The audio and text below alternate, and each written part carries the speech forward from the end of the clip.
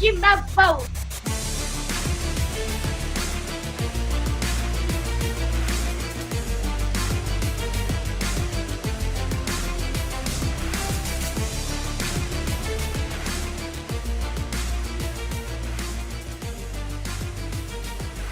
Court is in session with Ryan in Sacktown on If You Don't Like That.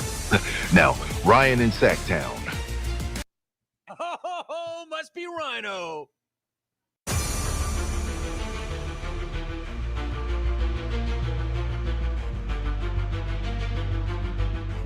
Ladies and gentlemen, can I please have your attention? I've just been handed an urgent and horrifying news story. Ladies and gentlemen, football is back. Kind of.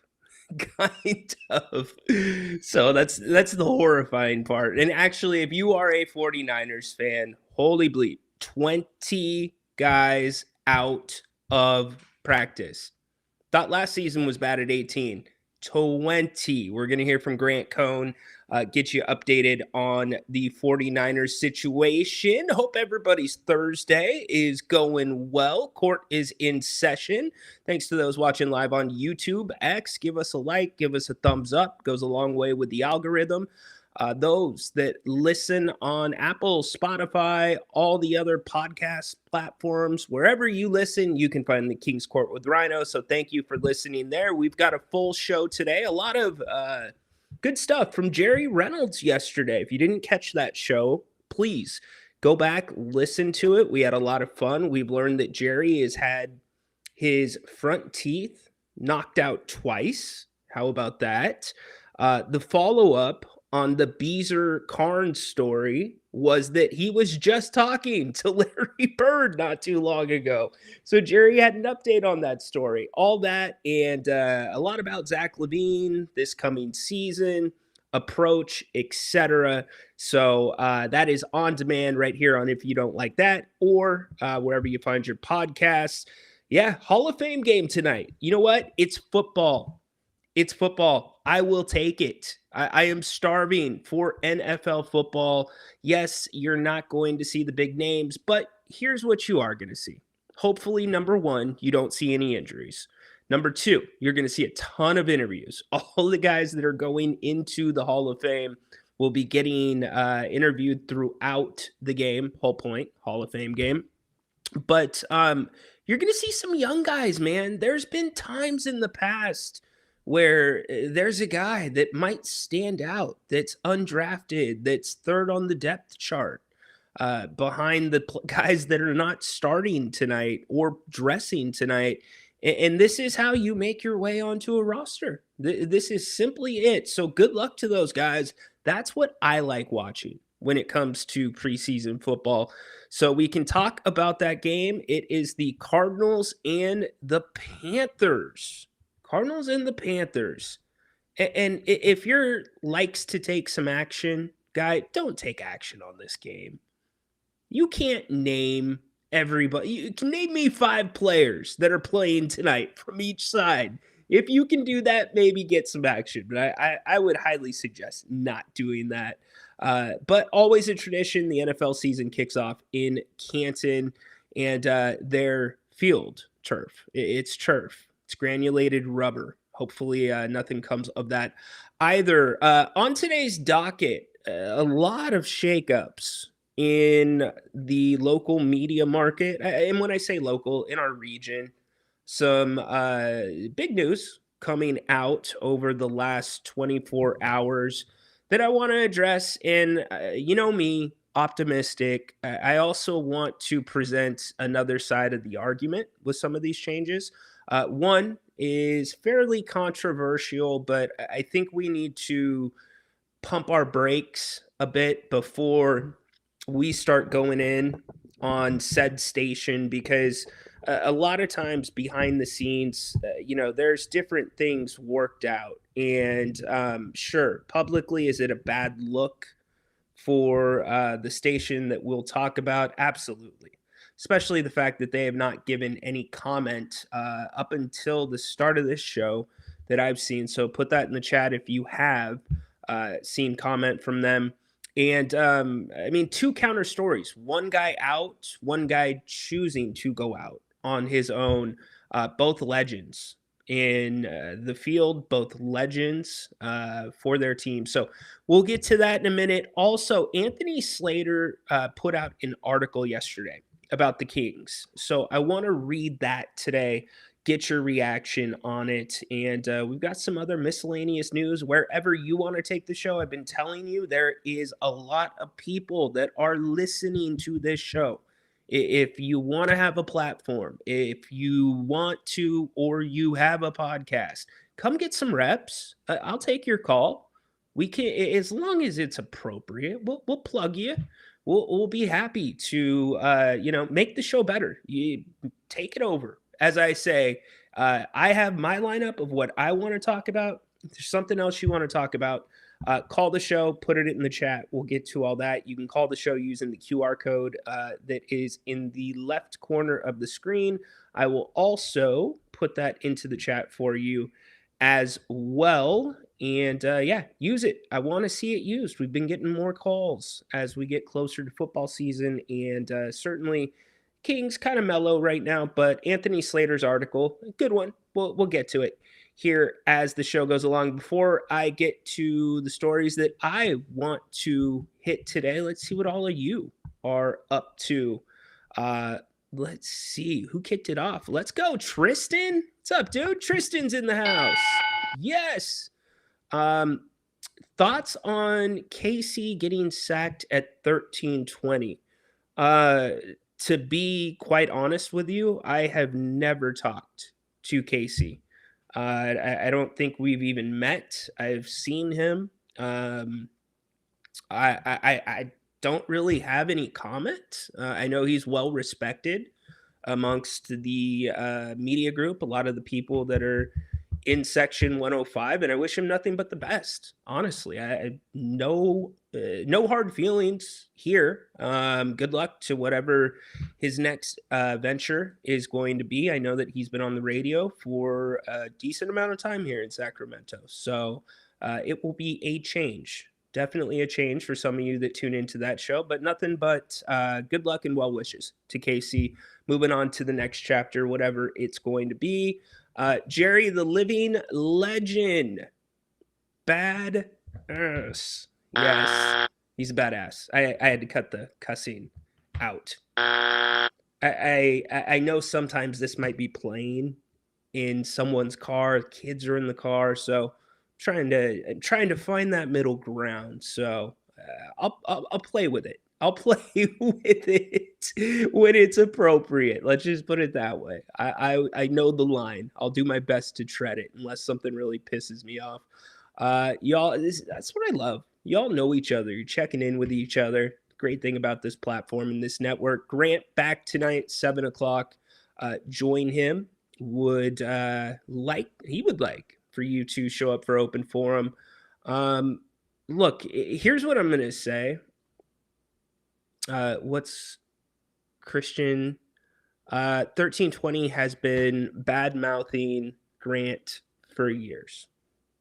I don't know what they've said. I actually did come on this show, though, to be transparent about it. After our run ended at Fox, I was transparent. I heard what they had to say, Damien in particular, and he wasn't wrong. I do have to say some of what he was saying was not wrong. So, look, I'm a big believer in positivity. I'm a big believer in keeping my side of the yard clean. So unless it affects my listenership, unless it is something that affects my livelihood, affects my family, something that crosses a line, it is what it is. And it's for Grant to handle. Really, that's what it comes down to. I'm grateful for Grant, but Grant's a big boy. He can respond to and fight his own fights. Now, it doesn't mean I don't support him.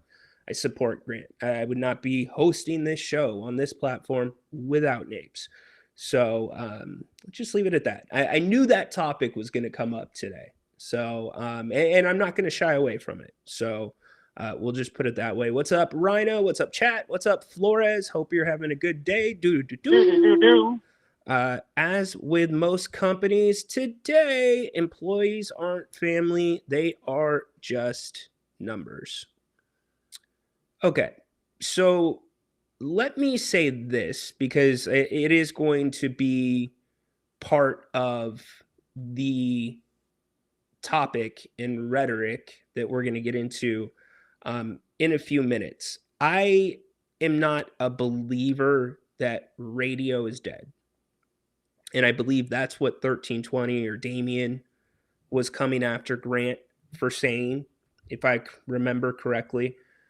But I don't believe radio's dead. However, I do believe that radio right now is being heavily supported by on demand, which would be podcasts, which many of you might be listening to right now here on the King's Court later today because you can't make the live show, and also simulcasts. Your technology these days, the access, being able to run a show back, like if you show up in hour number 2 and we're like, oh my gosh, we had a great guest in hour number 1, you can immediately run it back and go check it out if you want. All of those elements need to be in place. And when I say a good simulcast, not just, hey, you see our faces on the screen, like you need to have a good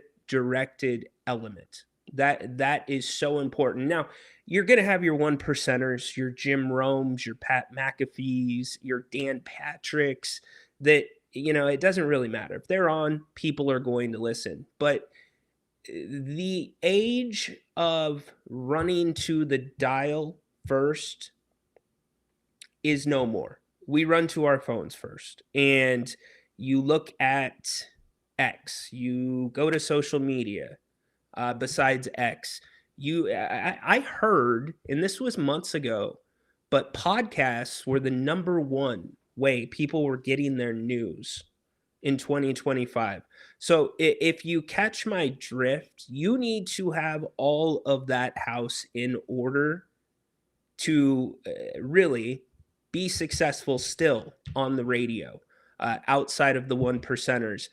The other thing that I will say is radio, and I tweeted this out about Greg Papa, radio by itself, in my opinion, is at the crossroads that Netflix was at when you were still ordering your discs in the mail and you had been doing it for a year and a half, 2 years, sending your discs back. And it's like, oh, yeah, well, that's kind of it for Netflix. Things are changing and they had to evolve. So radio will never go away. There will always be a place for radio. It will always be available in cars. Now, again, that doesn't mean that people are using the radio in their cars, because almost every car made after 2016, 2017 has some type of integration to run your cell phone, whether it's Apple Play, whether there's a whole bunch of different ones. You get what I'm saying. You might not even touch that radio. You might just always be on aux. So radio is going to have to find a way to reinvent. And I think really at a fundamental level, the way that radio needs to reinvent, at least a component of said reinvention, is how they market and who they market to. A lot of times when you listen to the dial, it's the same group of 5, 6, 7 different professions. There is a lot of young entrepreneurs out there that are running great businesses, doing things outside of the staples of real estate, outside of financial advising, outside of being an attorney, having a firm. There's a lot more out there. And I think sales are going to have to get very, very, very creative. Uh, and here's another point. It's actually a really good point. Gravy 707 says too many ads on the radio. What's everybody habituated to right now? We were habituated to it when TiVo came out, when DVR came out. It's fast forwarding through commercials. And so back to the elements, in my opinion, mind you, I am a pup. I am literally a pup in the radio business. I have had one job on the actual airwaves. So I'm not sitting here preaching to you from a place of, seniority, a place of a lot of experience. I'm preaching to you from what I saw during my opportunity on Fox Sports Radio. And that does not just mean at Fox Sports Radio. That means other stations, whether they be here local or outside this market. That's where you have to get, to me, creative with what you're doing. You need to offer the listener. This is the key. You have to offer the listener or the viewer the opportunity to do something else during those commercial breaks, but those commercial breaks pay the bills. So how do you integrate in those sponsors that are paying for that airtime if the radio audience is going to go to the simulcast? So it's all these things. I just think, like Netflix, it's like they took a big swing by going to streaming. And to a degree, Vince McMahon took a huge swing by going to the WWE network. He was one of the first people. It was WWE network. It was either it was after Netflix, but they were one of the first, before ESPN, before some of the other entities that we all subscribe to, HBO, Peacock, etc. Those weren't around. So it'll be interesting to see what happens with radio. It'll be very interesting to see. And I'm glad we're having this conversation, because a lot of what we're going to talk about here in just a few minutes has to do with radio and broadcasting. Big news coming out of the Bay Area in a couple of different ways. We can't swear. What the? Yeah, can't say that. You can put it in the chat, my man. I just can't say it. What's up, Horse? How you doing, buddy? Your AI assistant's out of control. Cody Copeland, since you mentioned Victor Oladipo, I've been seeing stuff about the Kings and him. Yeah, we talked about it before anybody else right here on the Kings Court last week. We replayed that earlier this week. Let's see. Christian 619 back in. They have been going after Grant for years, right? Calling him racist, out of touch, etc. Yeah, I'm gonna look. Nothing I say is gonna change what a person feels. You feel the way that you feel, and everybody's entitled to their own opinions. So. My opinion of Grant is my opinion of Grant. I'll go to bat for Grant, but I'm also not going to go fight his battles either. I'm not going to hop aboard and go after them. That's not my role. That's not who I am. So I pay for YouTube Premium, so I don't have any. Yeah, it is one of the only premium subscriptions that I have. It's definitely worth the money with YouTube. A lot of people pay for YouTube 100%. I don't know how people use YouTube without premium, for sure. They still find a way to integrate those ads, though. All right, you guys are just having a good conversation in the chat. So no, Horse, not that word. All right, let's get to what I wanted to start off with. Legend, absolute legend in San Francisco. Francisco! Greg Papa. To Kittle over the middle. 5, touchdown! 49ers win! And they are are the number 1 seed in the NFC. Purdy going to throw for the end zone for McCaffrey. Makes the catch. Touchdown! CMC! It's So Greg Papa, we know, is battling cancer, and it's been a rough road. It's been a very rough road, as it can be, as it look, cancer has touched all of us in some way. And so a guy like Greg Papa, a guy like the G-Man, a guy like Jerry Reynolds, a guy like or the Kruk and Kipe in San Francisco, if you've listened to them long enough, they feel like a member of your family. So Greg, who was also on KNBR, he was the second show. It was the after the morning show. He would be on there. But Eric Branch came out with this 4 days ago on the San Francisco Chronicle, giving an update on Greg Papa after leukemia, a transplant, and near fatal lung crisis. 49ers voice Greg Papa is home on oxygen and eyeing an improbable comeback. Quote, I may be surrounded, cancer, lungs, heart, but I'm still going to fight. I will not say I cannot do it. Love that. So that was 4 days ago. Picture of Greg Papa along with the article being at home. Great news that he's at home.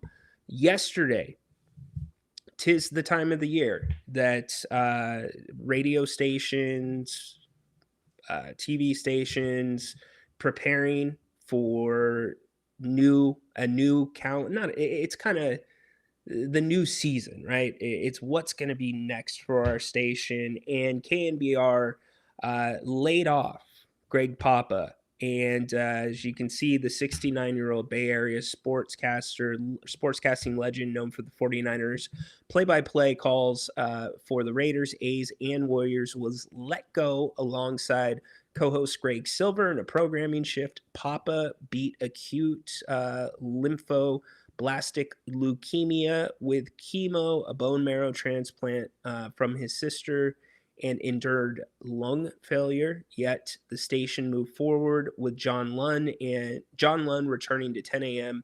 to 2 p.m. Fans and colleagues voiced shock at the timing, praising Papa's 42-year career and Silver's support through the health ordeal, while Papa's 49ers contract stays intact. Here's what I kind of want to say. It's awful optics. It just is. I don't think it is right that KNBR has not issued some type of statement. This is not Ryan in Sacktown. This is not Haunted Horse. This is not your midday drive team. This is Greg freaking Papa.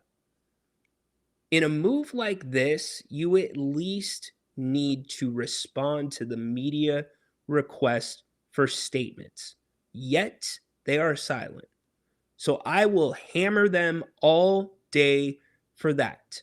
Let's talk about the reality. Greg Papa has a long road ahead of him.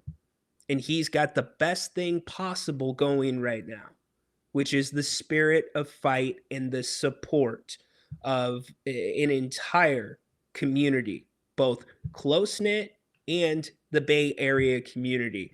Yesterday, in a follow-up, Eric Branch spoke with Greg Papa about the financial costs of his year-long health battle before he was laid off by KNBR. Quote, cancer is unfair, and it affects you physically, mentally, emotionally, spiritually, and then it ultimately gets you financially. While what we see publicly turns my stomach because it feels like it's zero loyalty It feels like you as a station, I don't know who owns KNBR. I don't know what the parent company is. Um, you kicked somebody when they were in their time of need. When they've never needed you more, they're now disposable. Whereas I'm sure there were times, I'm sure there were times where KNBR never needed Greg Papa more. So if it is what it is publicly, I hate it. It turns my stomach. It's not cool. It's awful. However, I think it's fair to put this caveat into the conversation. They are not going to disclose any type of HR information. Okay. I hope, and it's possible, I am not saying this is happening, but I hope that there is some type of agreement that has been reached by KNBR, some type of olive branch, some type of supplement that would never come to us publicly. But I hope they're doing the right thing for Greg behind the scenes. That's what I hope. We won't know unless Greg comes out and speaks about it. But that would be the ultimate. If there is not some type of agreement, some type of supplement besides, hey, Greg, here's Cobra, you're eligible for it for 3 months, something much more than that, then this is really sad. It's really awful. And I don't want to get into the legalities of, healthcare and qualifying for healthcare based on income, et cetera, et cetera. I am praying and I'm holding out hope that we don't have all the information and that his medical still will hopefully be supported by KNBR, something, whatever. I hope something's in place, because if not, I just don't know. I don't know how you do that to somebody like him. Now, he is still employed by the San Francisco 49ers, so that is important to point out, or at least I believe it is the 49ers directly. So, what does that come with? I don't know. It's none of our business. What I'm saying is, publicly, I can't say anything positive about this, but I will tell you, in many instances, y'all can talk, maybe share your experiences. If you have been laid off by an employer, if you left an employer, you were not able to stay at a job and it was not your choice, but the terms that you left on were really good. Sometimes, again, severances, agreements, things can be worked out. I hope that's the case for Greg Papa. I do. And what is even worse is what he says here at the end. Because even while employed by KNBR, cancer ultimately gets you financially. So, what are your thoughts on that? I'll tell you, that's how, that is how brutal. And I'm a rook, I'm a pup in the business. That is how brutal and cutthroat the radio business is. Think about that for a second. Like, seriously. If you're KNBR, you know it is the worst thing. The one thing you don't want to do, but you have to do it. That's how tight margins are in radio at this point, unless you're the one percenters. It's insane. You know, it's absolutely insane. And I know many of you are huge Niners fans, so it's probably hitting you a little bit harder. Cannot believe KMBR did this. What a horrible look for the company. Story makes me physically sick. Yep. Christian health aside, because Goggle, be honest, never big fan of Papa as an announcer. Sort of cringe and thought it was weird. Not a great look uh, for the health aside, because God bless him. But honest, never a big fan. Okay. All right. Fair enough. Hey, there's people that I am not a big fan of. Fair enough. Look, being a fan of somebody's work and wishing them nothing but the best with a cancer battle, those things don't have to be the same. They're mutually exclusive. They can be mutually exclusive. Also, the 49ers could be taking care. Yeah. So again, we don't know the facts. Here's the facts. The facts are based off of what was posted, or at least what Greg told Eric Branch at the San Francisco Chronicle, even while employed by both companies, talking about cancer, and then it ultimately gets you financially. So I can tell you, and by the way, I'll wait for that. But I can tell you the cost from personal experience, the cost of 24-hour healthcare to be home. It is something that is not most people. Not most people could take that burden on. You're talking about at least $25,000 to $30,000 a month for 24-hour healthcare if you're going through an agency. So we go from KMBR, the bad optics, the crappy feeling about Greg Papa, to Mike Krukow. Kruk and Kite, man, legends in this game. I'm a pitching guy, hit my picture. Give the ball to your date, meat. Give the ball to your date, meat.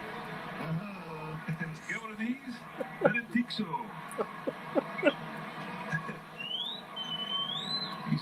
Unbelievable. And then Kuiper gets the fan on the way out. Tool. Here's some great moments from the duo.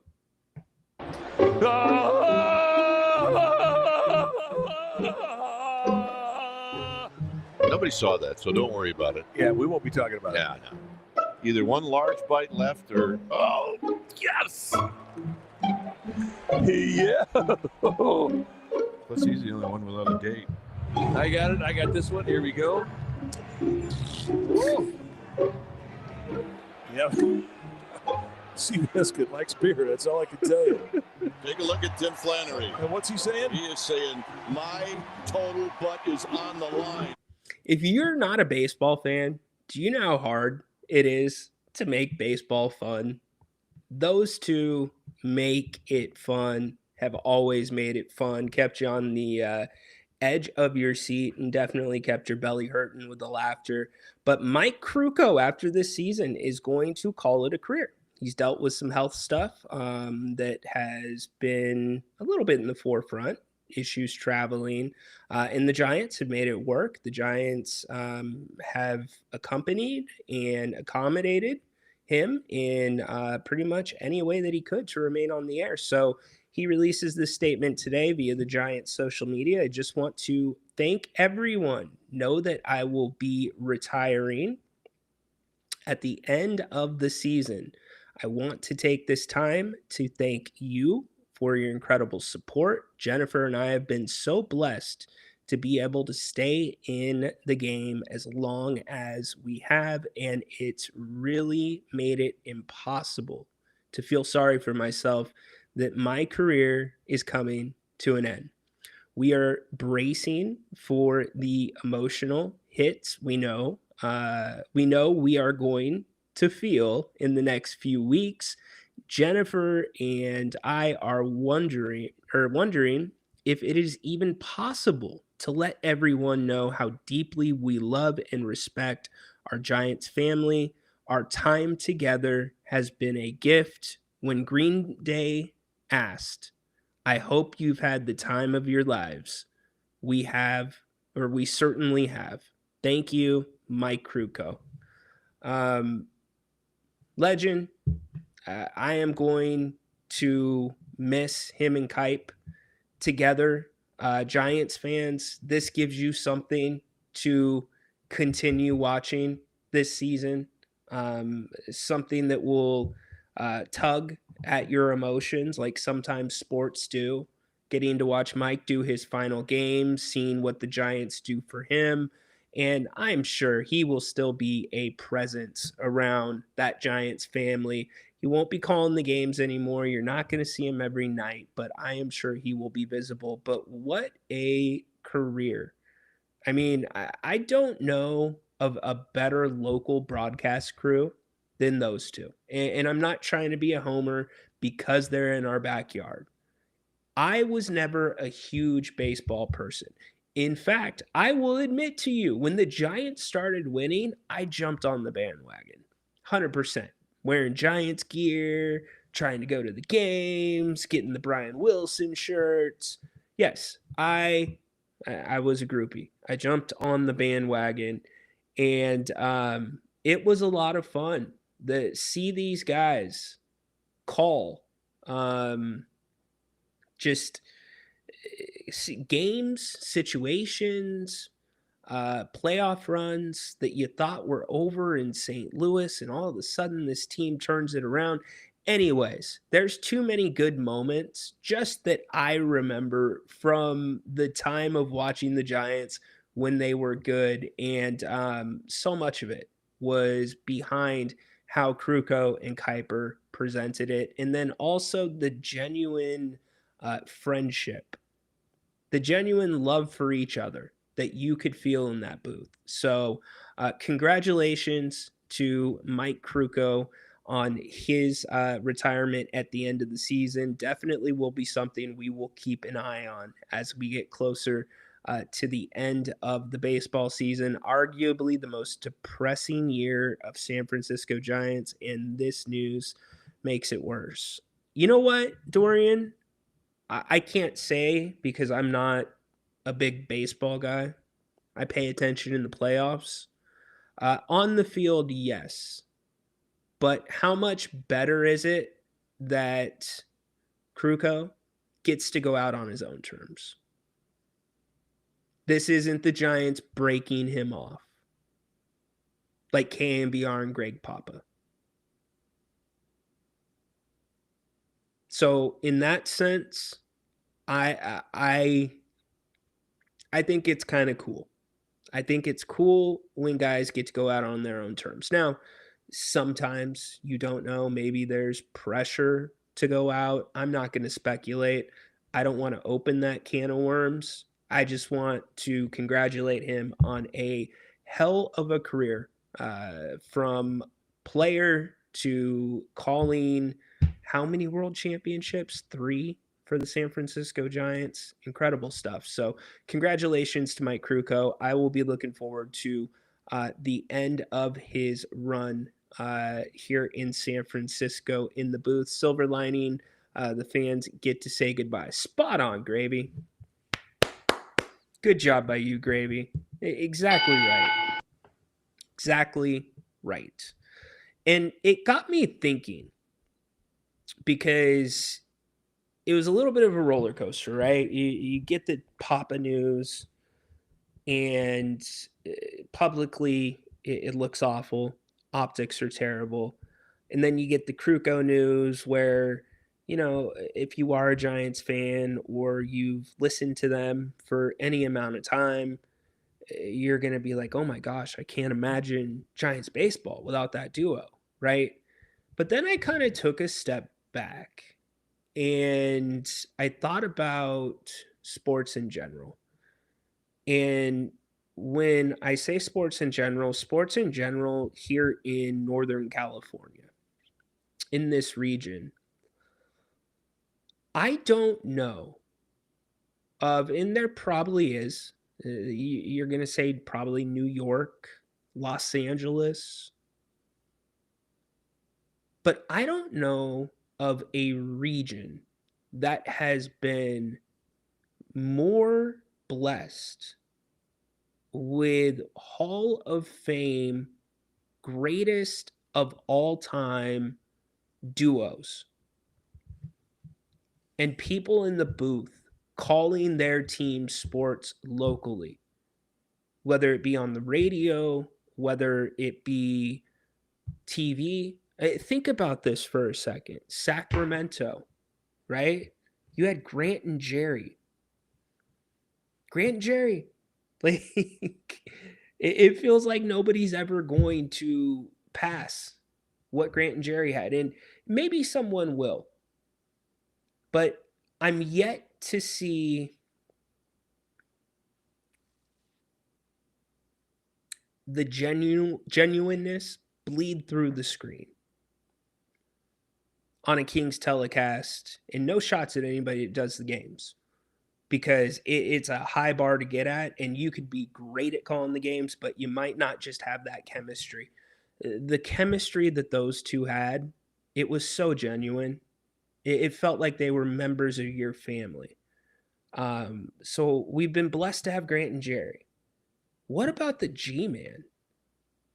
Gary freaking Gerald still calling Sacramento Kings games. Blessing. The media entrance is named the Jerry Reynolds media entrance. You now have the media room named after Gary Gerald. Just those three alone, it's like, okay, this has been a pretty cool time to be a fan in this region. And then you go beyond that and you go to San Francisco. You have Kruk and Kipe. Dude, again, I think probably the best local TV duo in MLB. What a freaking blessing. You've had Greg Papa between the Raiders and the San Francisco 49ers. Somebody that's also considered a legend, not just here in the local area, but nationally. What about Johnny Miller? Still calling games on the radio with Dave Fleming, and Dave Fleming on his way up. Dave Fleming getting to learn from Johnny Miller, freaking Kruk and Kipe. And it's not a coincidence that Dave Fleming gets national TV opportunities and has been now for a few years, calling football, calling baseball.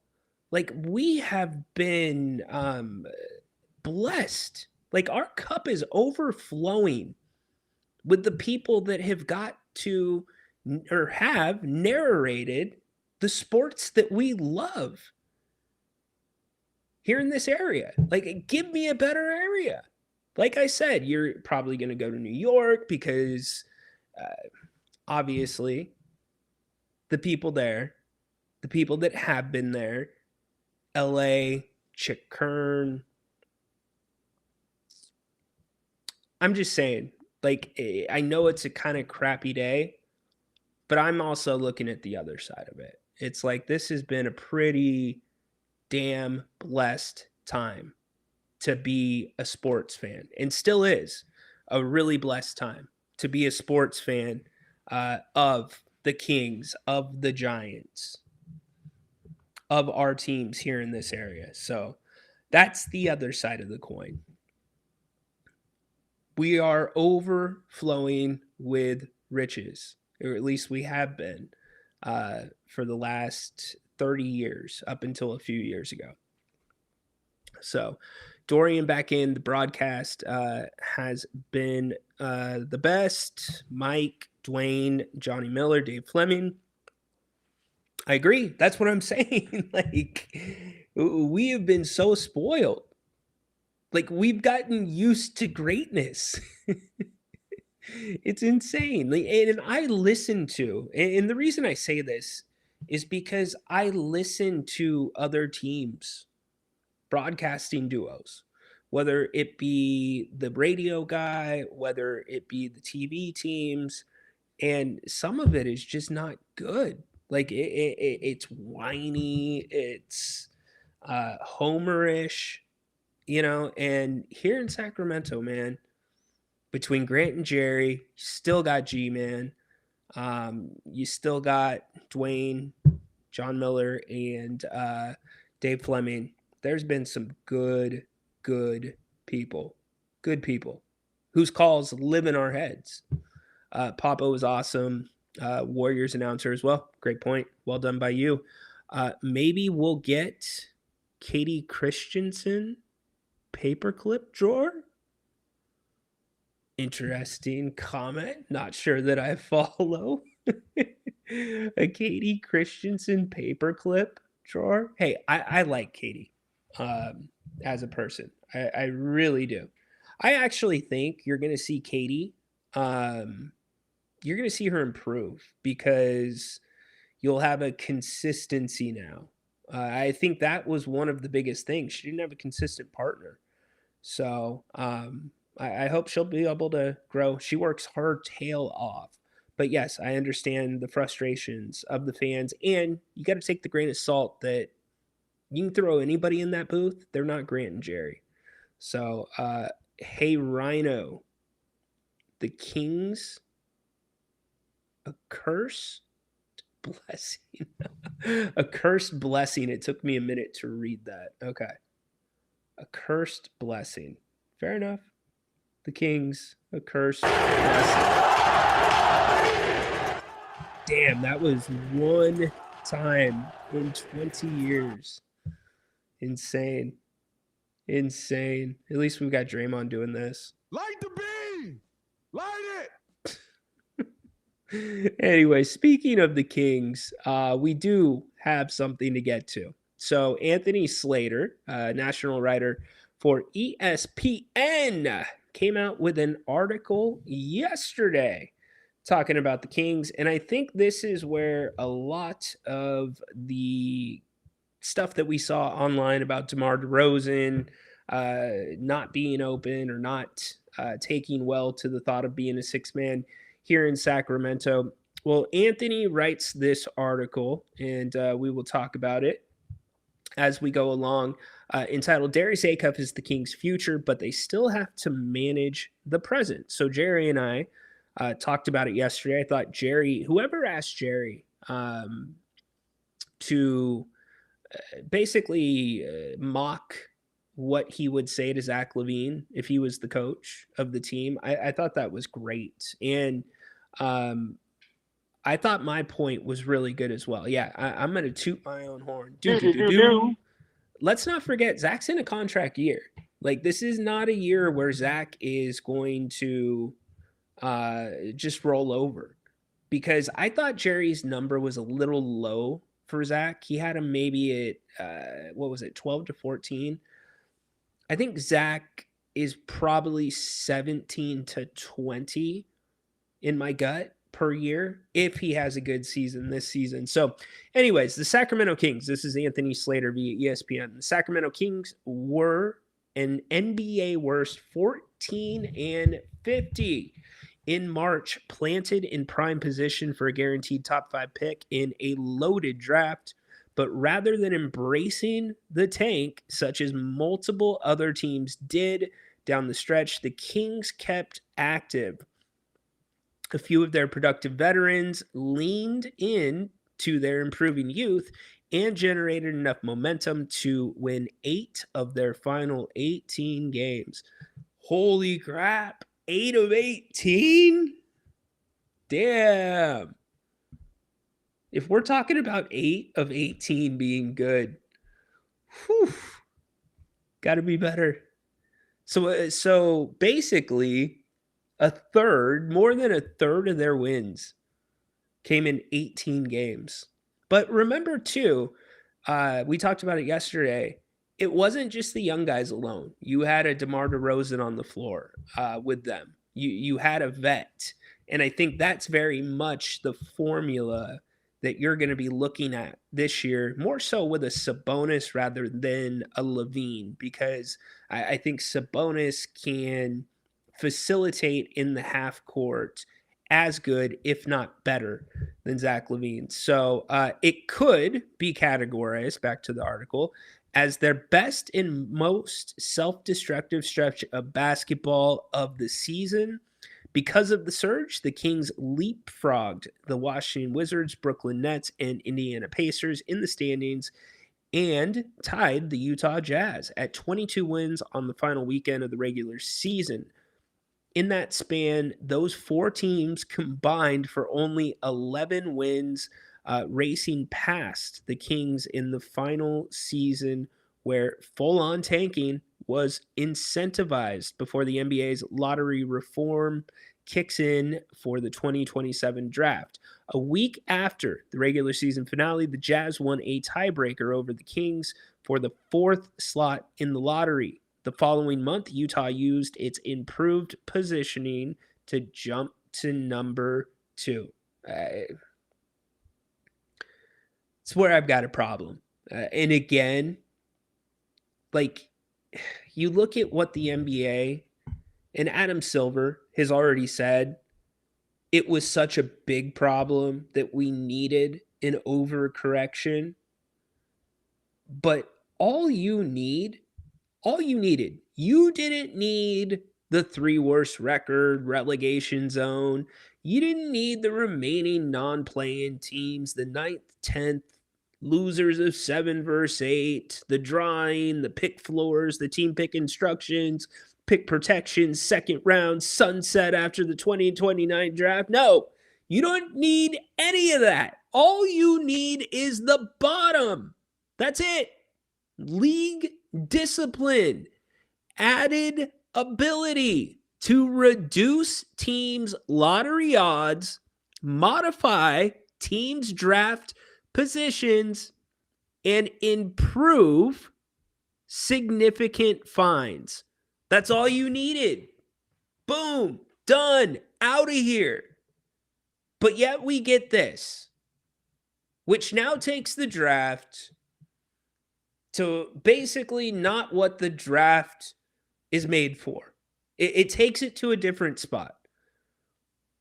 Teams last year, and it's not just tanking. Yes, tanking got most of the attention, but you can't talk about tanking without rest management. And the NBA ignored that.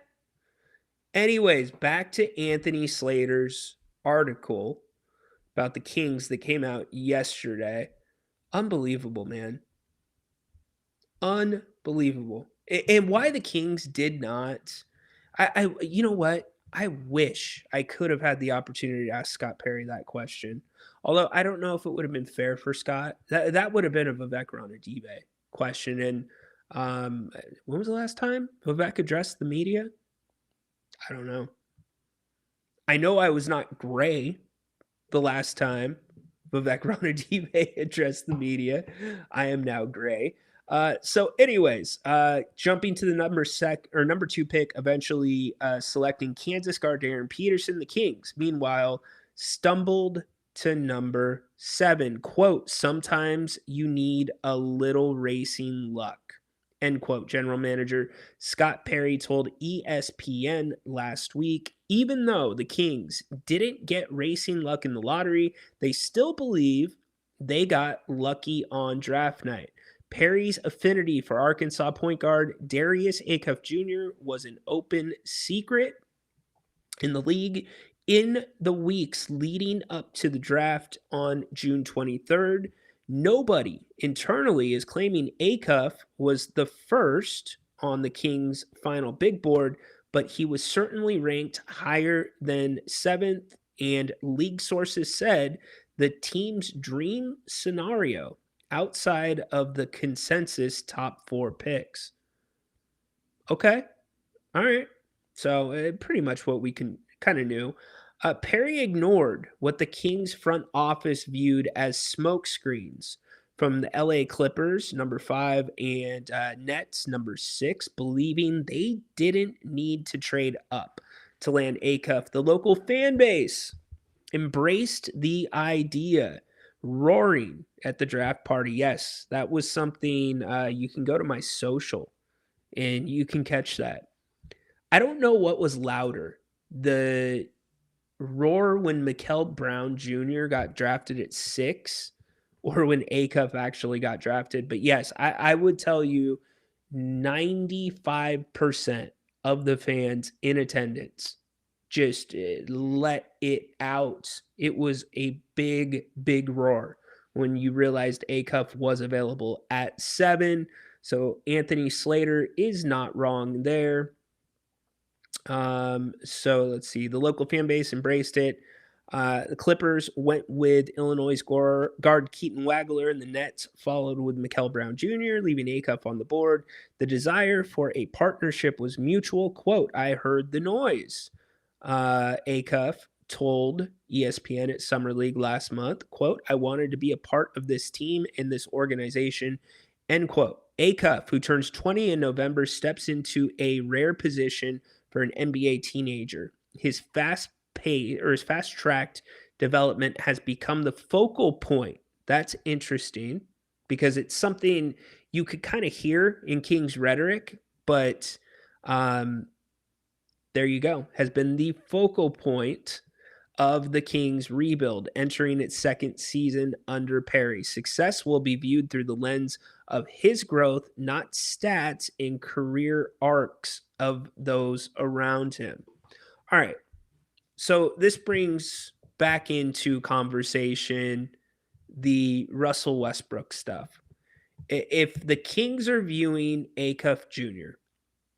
as the focal point, and he is getting that rare situation, unlike a Keaton Wagler, who I was high, or not Keaton Wagler, excuse me, Kingston Flemings, who I was high on. He's not walking right in to 300 feet of runway. He's going to be coming off the bench. Acuff is walking in to 300 plus feet of runway. In fact, enough runway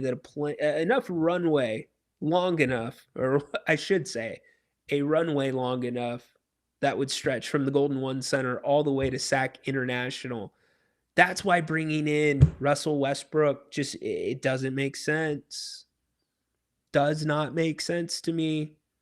He'll be looking over his shoulder, in my opinion. So back to the article.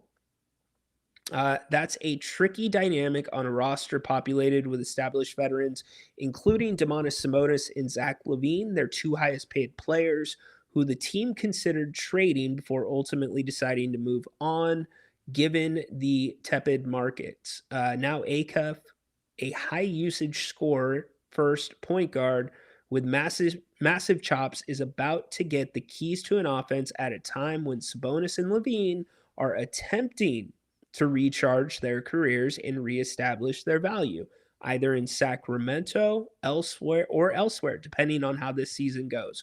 Quote, the point guard is the quarterback, end quote. Scott Perry. So remember, and I kind of thought Scott Perry and Doug Christie, the only area that maybe I'm like, okay, maybe they're not on the same page about the point guard position, and maybe I'm shortchanging Darius Acuff at the moment based off of only what we saw in Summer League.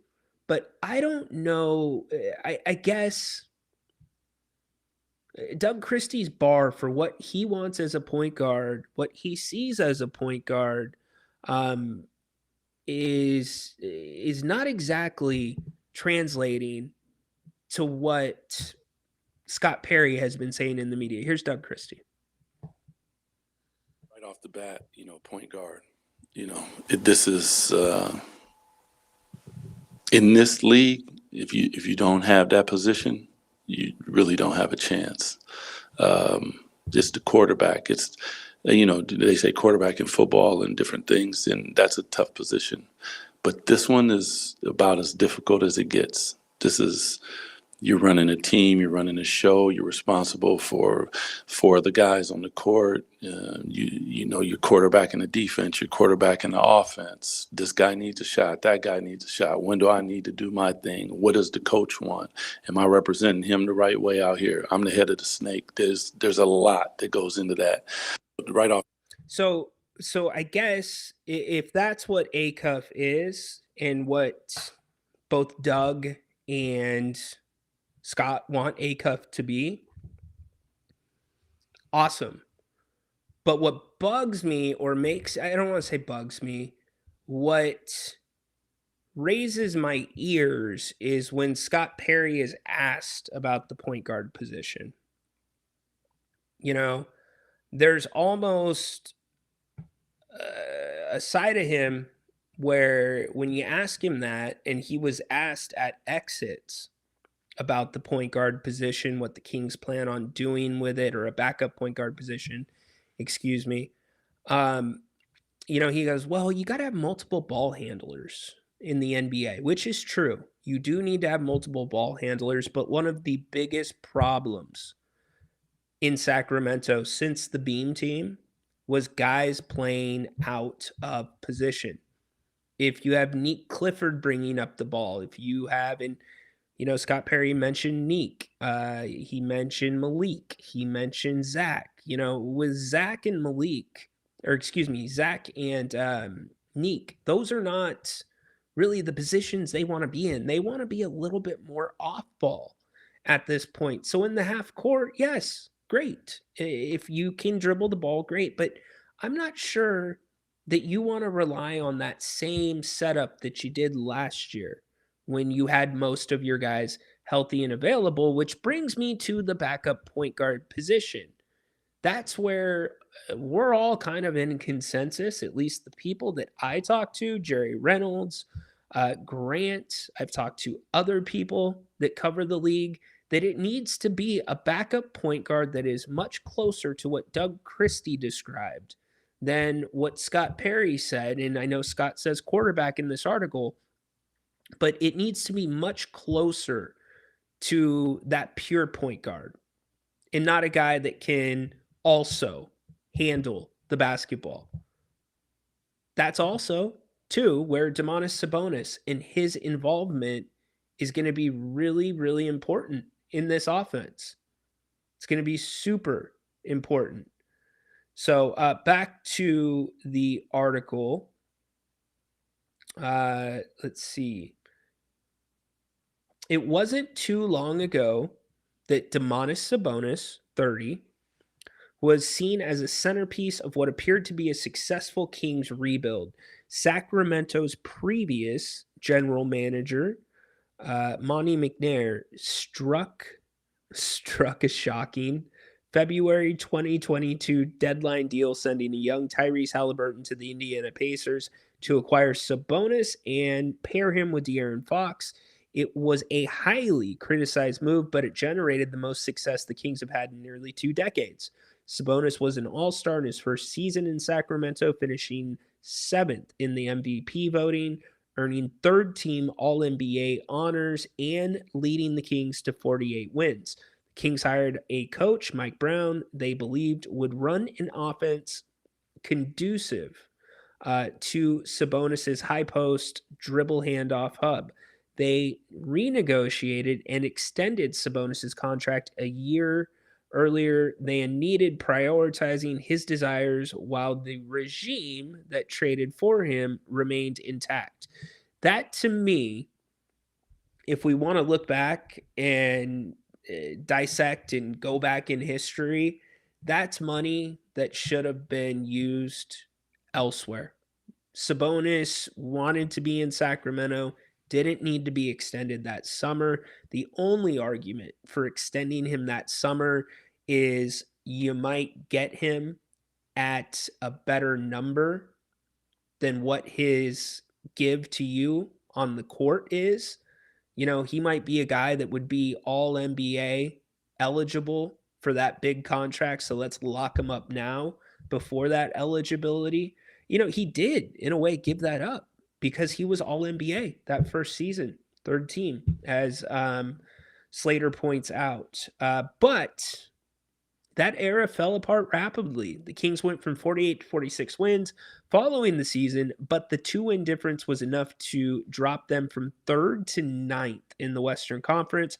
Brown was fired 31 games into the following season, and Perry arrived as GM in April 2025, inheriting a roster he intended to slowly deconstruct, unbeholden to the past personnel decisions. Perry sat with Sabonis in his front office for 2 hours the same week he took over the job, and the two have maintained a transparent relationship since. Team sources said that included open dialogue about the trade opportunities that could benefit both sides over the past year. The Kings nearly traded Sabonis to the Toronto Raptors at the deadline in February, a move that would have welcomed a source with knowledge of, or a move that would have been welcomed, a source with knowledge of the situation said, for a package that included RJ Barrett, but the Raptors were unable to get off the 3-year, $84 million remaining on Jacob Hurtle's contract, which doomed the deal. Sabonis had season-ending surgery on a partially, I still question this meniscus a little bit. It's crazy. Maybe I need to do some more research on meniscuses, but partially torn the meniscus later that month, and the Kings revisited trade talks surrounding him this summer. Perry visited with the restricted free agent Jalen Duren in early July and explored the idea of a sign-and-trade swap for the big men, but the Detroit Pistons balked at the idea of losing Duren for Sabonis, league sources said. I am glad that Detroit balked at that opportunity, because the one thing, it's like you're 11 months away, 11 months from financial flexibility. Let me repeat that. You are 11 months from financial flexibility in what you've been working towards. If you're Scott Perry, the books open up, business opens up in 11 months. And if I'm going to make a commitment with the Kings at this point in this rebuild to somebody, it better be a guy that is a slam dunk, multiple time MVP, and a guy that is, quote, the guy the Kings have never had. Jalen Duren is not that. Jalen Duren is a really good player. He's young. He played inconsistent in the playoffs. He did earn an All-NBA nomination. However, that does not mean that you are a max player in today's NBA because of the CBA. And making that, I'm talking like, if Cade, let's flip the table, and I'm gonna do something outrageous. I'm just gonna do this for point of argument, because this is not realistic. It wouldn't have happened. But let me tell you where my head's at when they were talking to Duren. My head was at, well, okay, no chance, because he's still kind of unknown. You already have an up-and-coming scorer at the center position with a high IQ in Max Ryno, Max Ryno, and you've got Dylan Cardwell for 4 years on a very fair deal, and around the rim, he provides a lot of the same things right now that Duren does. Now, Duren's offensive game is better than his significantly, but he's still, although young, I have not seen okay, that's the guy that can take you to the promised land. So if you flip the table and let's say it was Cade Cunningham from Detroit all day, we know what Cade can do. Cade is a guy, Cade is literally a player. If he ever dressed in a Kings uniform, that would be the first player that is that player in the history of the Sacramento Kings. You've never had that guy, unfortunately. Close, but never that guy. So with you being 11 months away from freeing the books up, unless it's a Cade Cunningham, unless it's an Anthony Edwards, unless it's one of those massive names, I am not making a huge financial commitment. And also, you're looking at how to make Sabonis's value look better and how to incorporate him better into the offense. Bringing Duran in would have made things more difficult when it came to that. So, anyways, Sabonis had the surgery. We talked about Duran. There were pre-draft conversations about Sabonis with the Charlotte Hornets, who held picks 14 and 18 and at least one phone call with the Boston Celtics. Team and league sources said, but nothing materialized. In Charlotte's case, the idea would have been to pair Sabonis with point guard LaMelo Ball, but the franchise instead opted to trade Ball for draft picks and lean further into youth development. So Sabonis, with 2 years and $94 million remaining on his current contract, returns to the Kings, and team sources said he expressed a willingness to recommit and buy in to this season's team. Very, very important. That line right there. He expressed a willingness to recommit and buy in to this season's team. Last year at training camp, we heard from Debo, we heard from Schroeder, we heard from multiple Kings. Zach LaVine was one of them that said they are putting in new wrinkles to better utilize Domas. And although he only played 19 games, in the 19 games that he played, for the most part, it looked like the Kings were trying to freeze Domas out. And maybe that's a product of the shot selection by Russell Westbrook, a lot of quick threes, etc. When Domas came back from rehabbing the meniscus, and I've already said this, he was told he was going to only not start the first game back, which was par for the course for any of the regular starting lineup that had missed time significantly. They would come off the bench for their first game.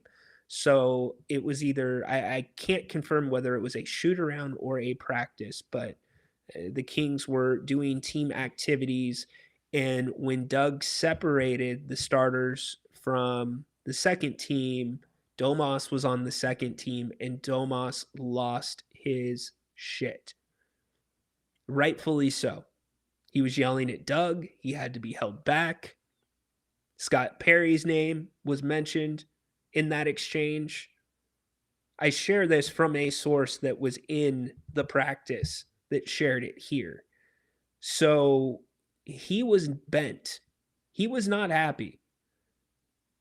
At the time, when we knew that and we didn't share it publicly, I said, the best thing these two sides can do is play nice. You don't want it to get ugly. And these two sides played nice. Scott Perry stayed in touch with him. It looks like there were transparent conversations. It was very clear at exit interviews when Domas Sabonis kept saying, All-NBA, get back to being an All-NBA player. You know me. Dropping those lines that he was like, okay, it seems like people in this building don't remember who I am. That's how it came across to me. And so the fact that he's ready to recommit and buy into this season's team, I like that. I like that a lot. And that line too for Scott Perry about who's part of the future and who's expected to fall in place. Sabonis and LaVine are on the fall in place side.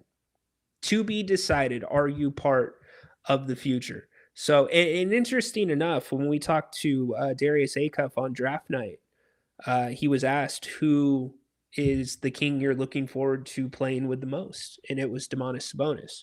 So back to Slater's article here.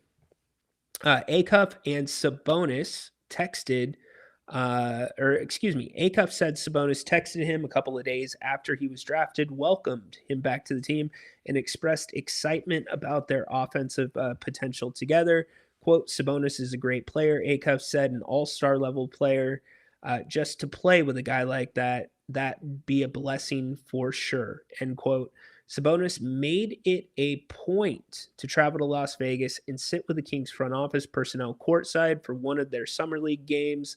Last week, he visited Perry in Sacramento for another meeting about their future together and the mutually beneficial need for him to play well.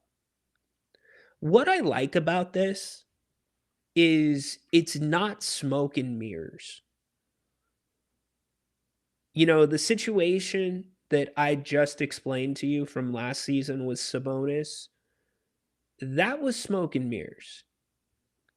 These sides, both of these sides, LaVine and Sabonis, need the Kings and Scott Perry as much as Scott Perry needs them.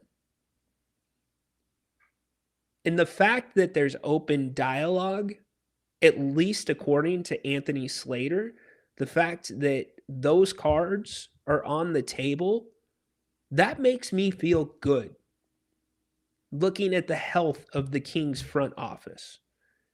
And things like this from Anthony Slater make me say even louder and clearer that Russell Westbrook still being considered to come back to this Kings team would have to be a Vivek Ranadive move.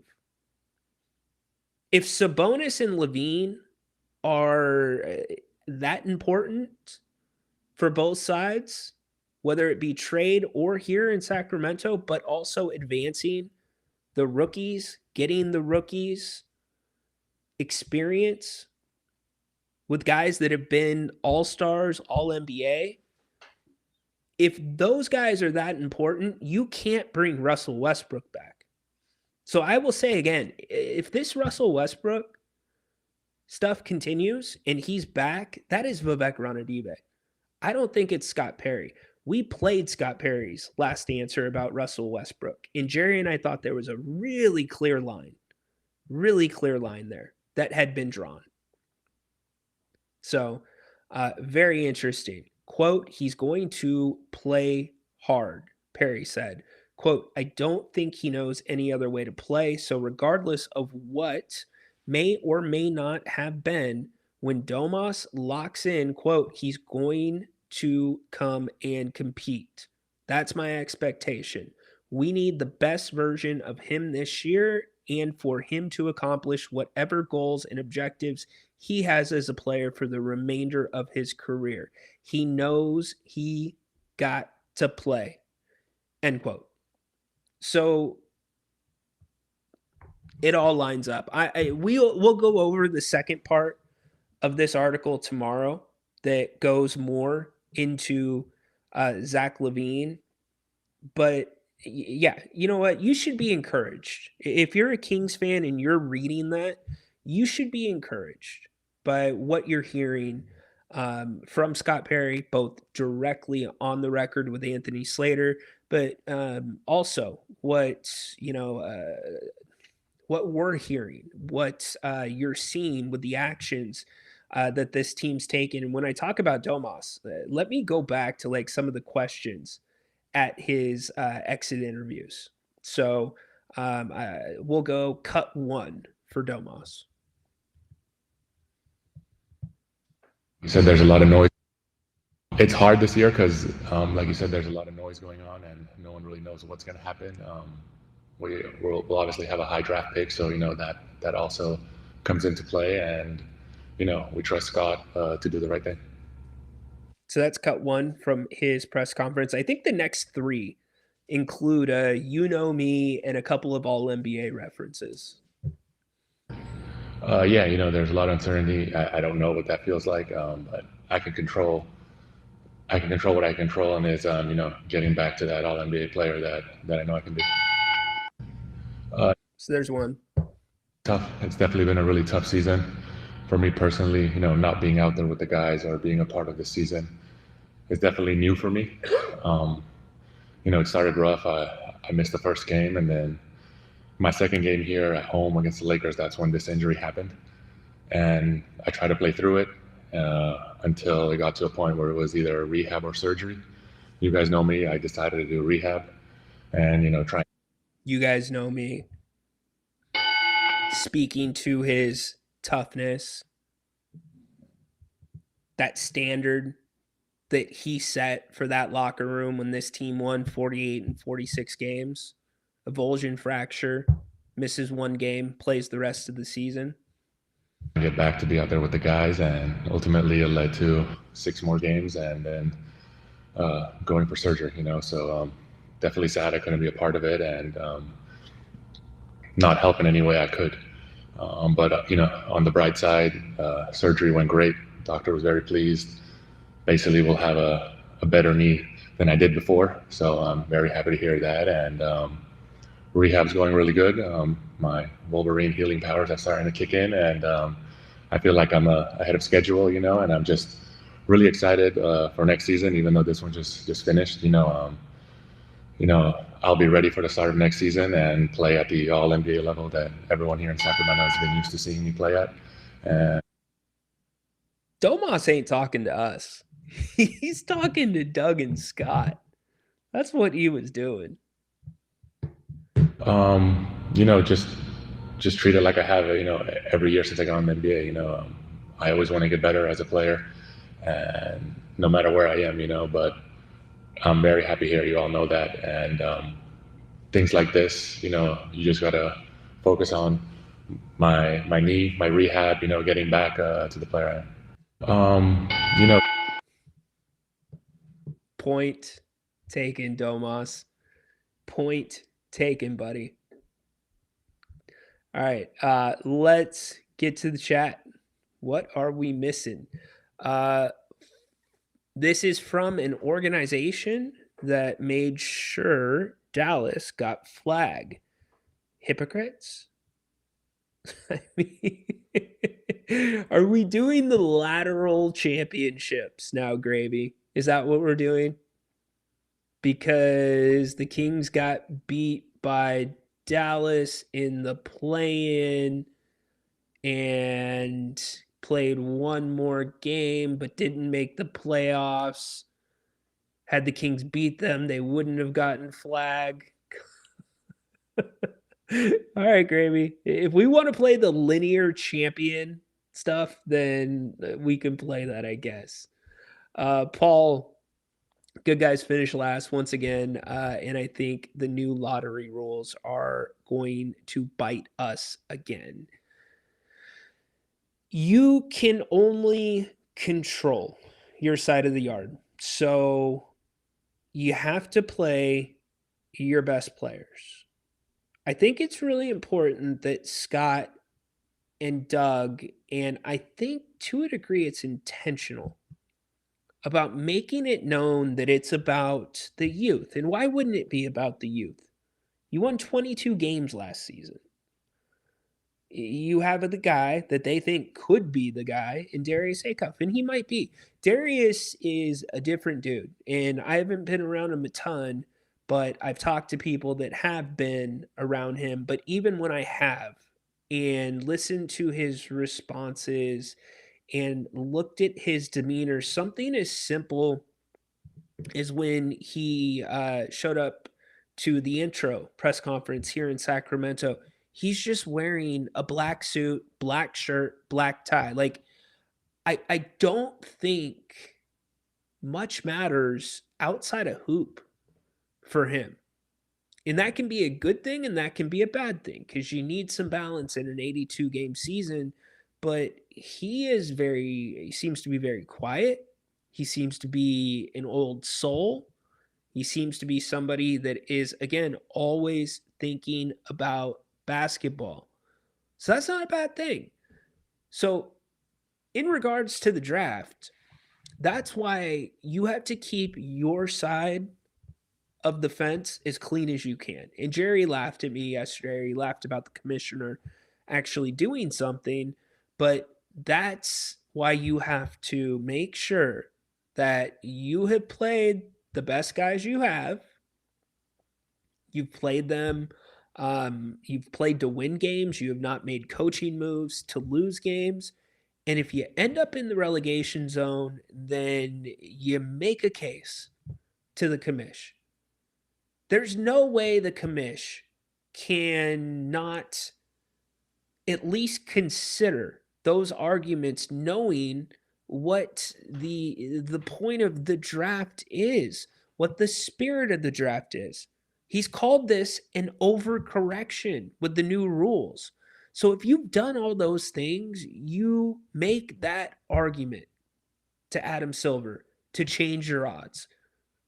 But here's where it gets tricky, because I think Russ can still play.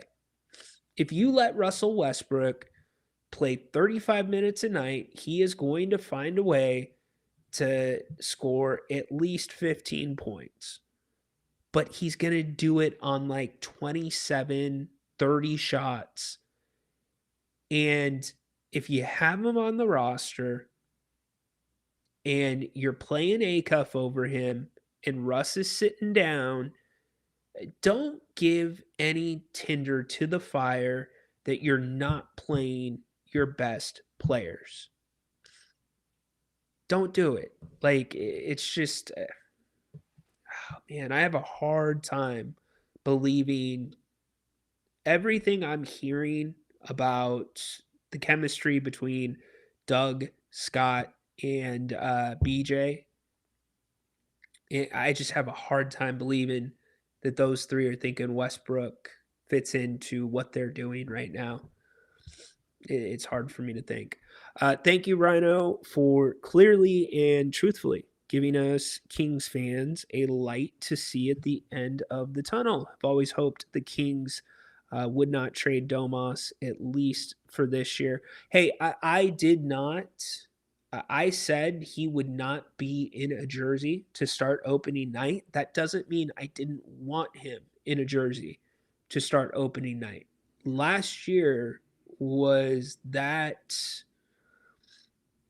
I'm not going to use the T word. Last year was that messy between Domas and the situation that I'm thinking there's just, I don't know that this works. Now, all the while understanding Domas, Scott, and Doug could be on different pages. He is never going to be the player that packs it in. His play will never tell you that he's unhappy. It just won't. That's not who he is. Perry's on a 3-year plan, and the Westies are hoping Westbrook is part of the plan.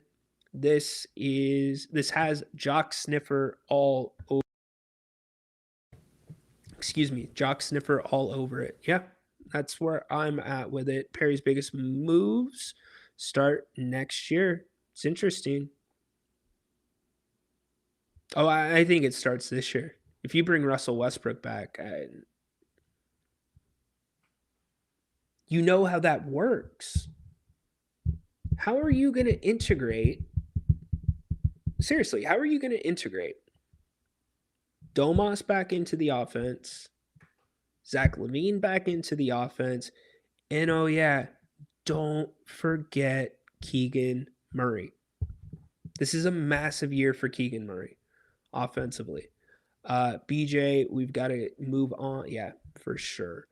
Today is the 33rd anniversary of the release of the movie The Fugitive, hence the name of my handle. Kimball 66. Oh, good job by you, Patrick. I remember The Fugitive. That's a movie that I've seen. I remember that. Dr. Kimball. That's right.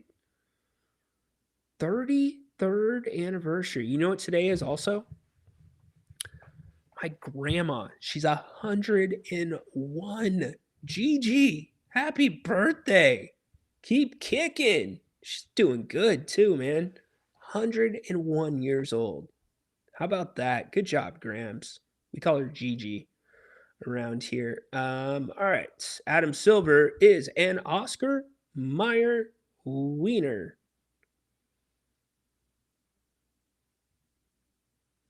Yeah, I mean, they don't have spines. Wieners don't have spines.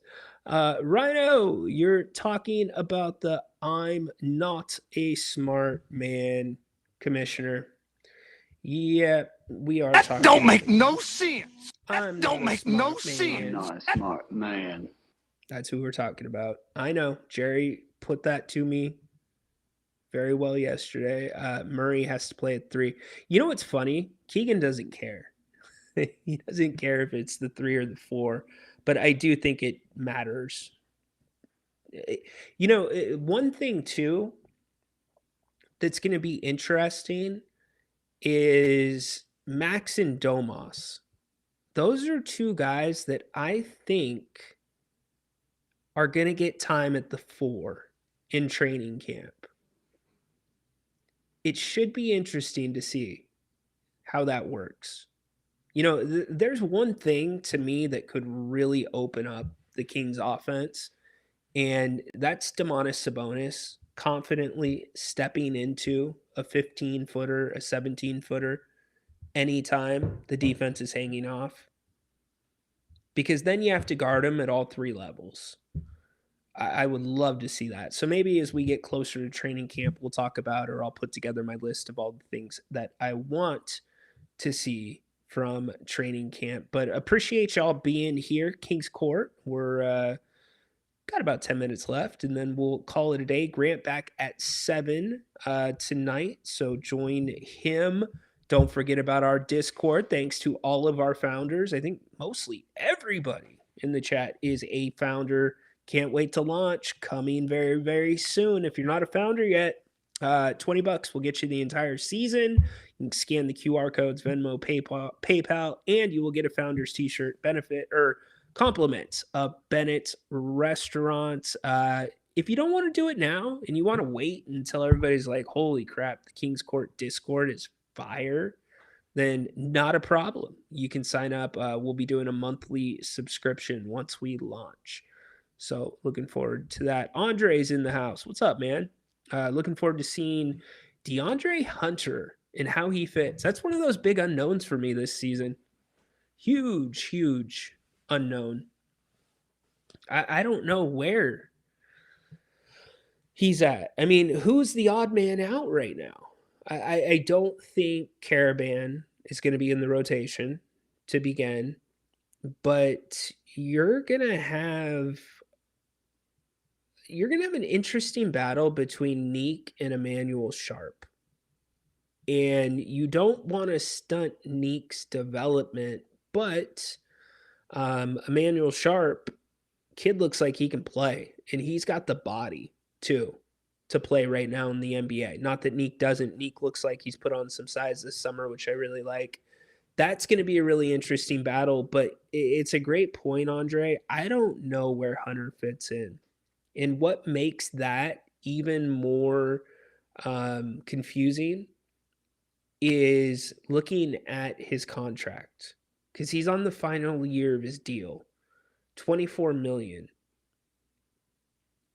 If he played, let's put it this way: if DeAndre Hunter played super well this year, like played even better than Precious Achiuwa last season, I don't think Hunter's number under this CBA is north of $12 million a year. I don't. And I think that might even be a little bit high. So it's a great option for depth if Keegan's hurt. But where does he fit in? Because you've got Keegan, Precious. I think you're going to look and see if Max, and you know what, Hunter is going to be in that argument as well. Throw Hunter into the little circle with Sharp, Clifford, and Hunter. Well, is it Sharp and Clifford? It's probably Sharp and Clifford, and then Hunter. No, excuse me. It's Sharp, Clifford, and then Plowden. Those 3 are going to be vying for a rotation spot. And then it will be Hunter with Precious, Max. and Domas and Keegan. Yeah. So, hey, the Kings defensively, they're really good on the back end. Better than I think people are giving them credit for. But the guards, that's going to be tough. All right, let's knock out the rest of these, and we will get you off to football. Football's back. Who's pumped? Let's go. I mean, it's kind of back. Don't act like you're not going to be super excited. Dude, I'm going to be running through this house like Terry Tate, office linebacker. You need a cover sheet on your TPS reports, Richard. That ain't new, baby. Hi, Janice. Hey, Janice. Those were some of the best commercials ever. Y'all remember Terry Tate, office linebacker? Those were great. So good. Adam Silver. Okay, why are we doing this? Why does everybody keep saying Adam Silver is an alien? Adam, I'm not saying this. It's BG. It's BJ. It's other people in the chat. They're trying to say that you come from the same planet as Sam Cassell. Go. Hey, Adam, send the letter to BJ. Do not send it to us here on If You Don't Like That. I'd like to see Max and Domas play together. You know, Christie seems so hesitant to put those guys on the same line. Really hesitant, but I get it. Your rim protection is just not good. But the offense, it could be some good stuff offensively if those two are on the court together. Depending on the matchups for sure. Opening night. We'll see once schedule comes out. Schedule should be out here in, I would think, okay, so not next week, but the week after.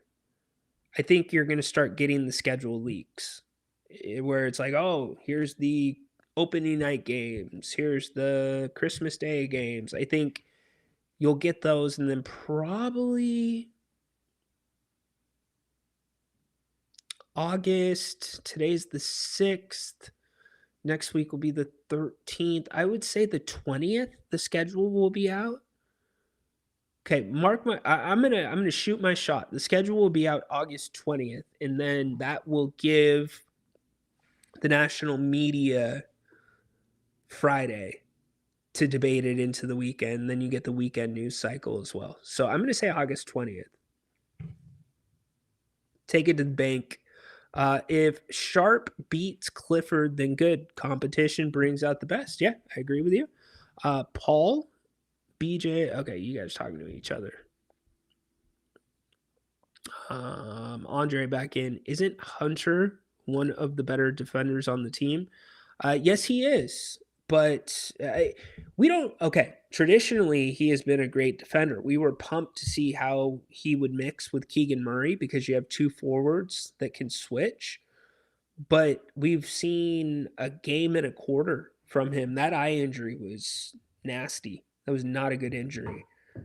But now with this roster, it'll be interesting. And you also have to think about the future. Like, is he going to be a guy that the Kings are going to bring back? Probably not at $24 million.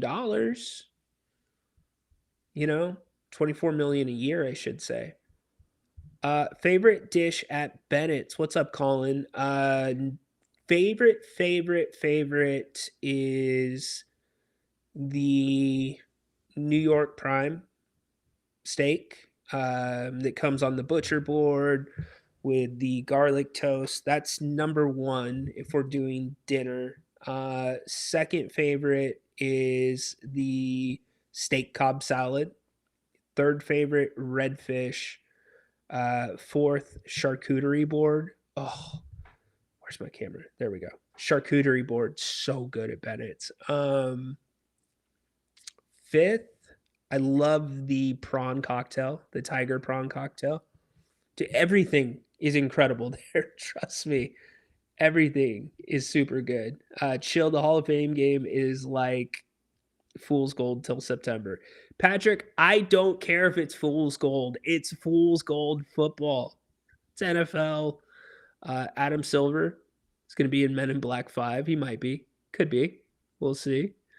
Today is the first day where that funny-looking ball takes flight, opening day.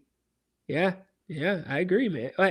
Look, I'm sitting here like I'm going to be glued to the TV for 4 quarters. I won't, but it'll be nice to see some football for sure. Yes, they will, BJ. BJ says they're going to have to score 120 points. Yep, indeed. No, it's a steak Cobb salad, my man. Steak Cobb.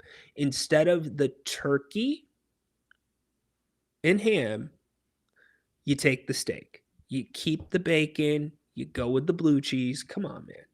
Come on. Yeah, enchiladas are really good there. Everything is so good there. Happy hour. Ribs are bomb for sure. Like the steak and frites. Bennett's is one of the few places that has skirt steak on the menu. Or not skirt steak, hanger steak on the menu. So always love that too. Speaking of them, you still got about, give or take, 90 minutes to get there for happy hour. Happy hour 7 days a week. My thanks to Brian and the team for sponsoring the Kings Court Discord this season. Looking forward to it. If you are not familiar with Bennett's, get to bennettsrestaurants.com. Check them out. We've already talked about 4 or 5 of the different dishes. So good. One of our favorite things there is brunch on the weekends, 11 to 2 o'clock, bubbles and brunch.